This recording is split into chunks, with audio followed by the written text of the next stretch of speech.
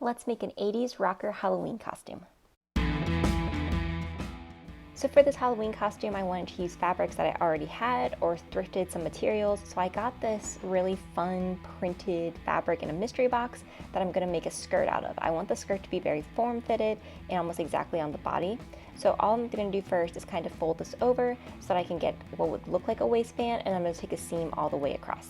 Since this is a Halloween costume, I'm not going to be focusing so much on finishing off all the edges, just making sure that it looks exactly how I want it to look.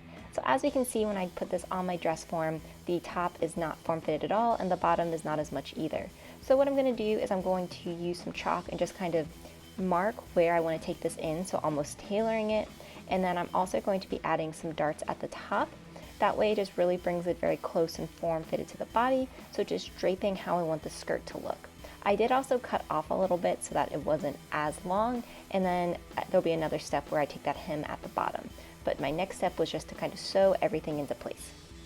So as we can see that was a really big step in getting this look more like a form-fitted skirt. I now have 4 different darts in the skirt, 2 in the front and 2 in the back, as well as got it to be a little bit more form-fitting like through the hips.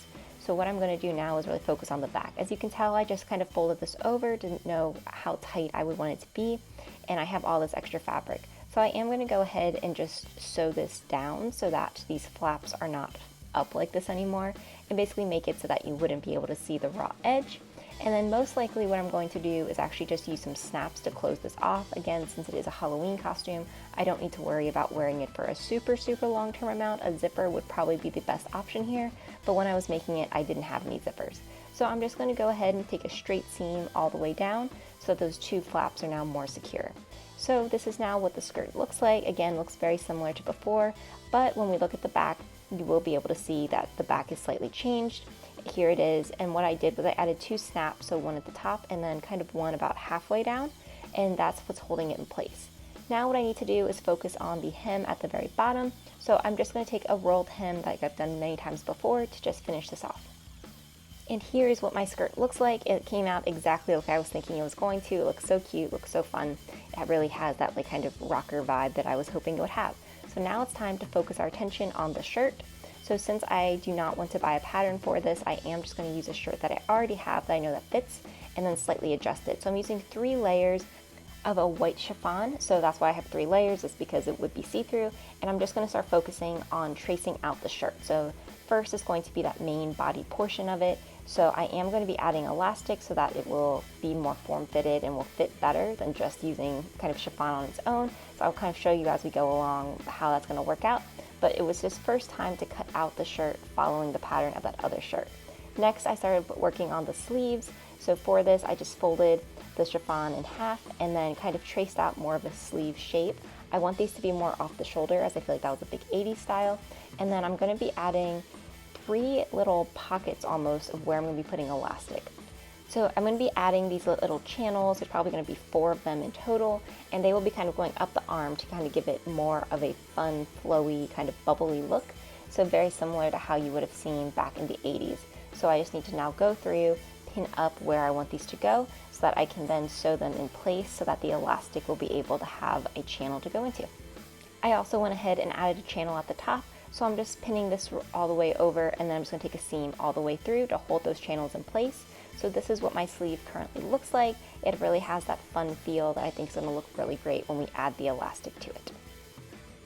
So now it is time to add the elastic.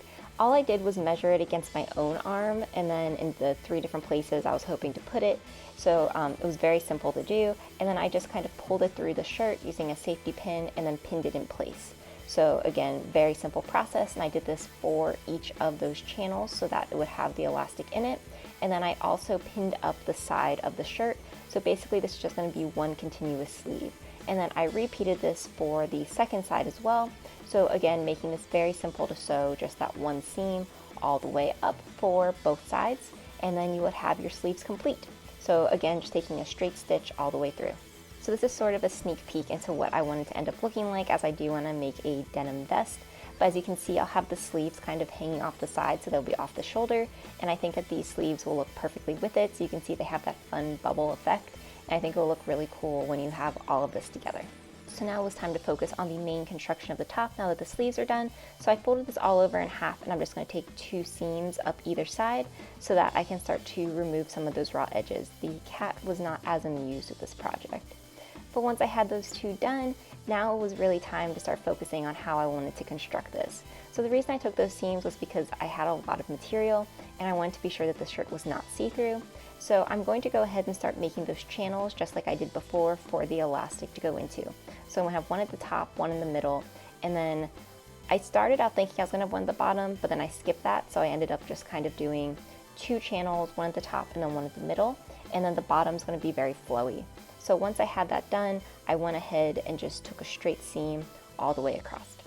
Now once I had those elastic channels, I need to figure out how much elastic to cut out. So I did just use my dress form as an example and just kind of put my elastic all the way around it, and that gave me an estimate for how much I'd need. So now it was time to add that elastic into the shirt channels. I tried to originally do this with the cat on it and it did not work, so I had to take her off. This was very easy to do though. Again, I just used my safety pin and pushed the elastic all the way through. Then carefully pinned the elastic so that it would stay in place and draped it over my dress form to see if it would fit. Did the shirt look like I was expecting it to? And it definitely did. I loved how it was turning out. So now what it was time to do was to take that final side seam so that I could kind of finish it all up. The side seam was really easy to do. All I did was pinned up my fabric all on that one side. And then again, since I'm not too worried about having to clean up any raw edges, I just went through and took a straight stitch. So here's what the top looks like.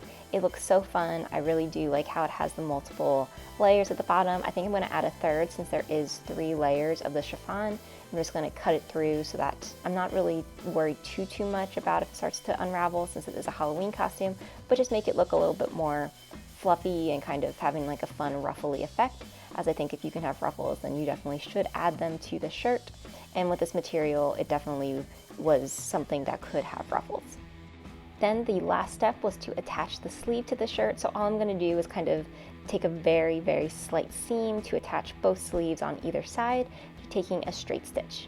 And this is what it ended up looking like. So here's my shirt and here's my skirt. Stay tuned for part 2 where I show you how I make the denim vest.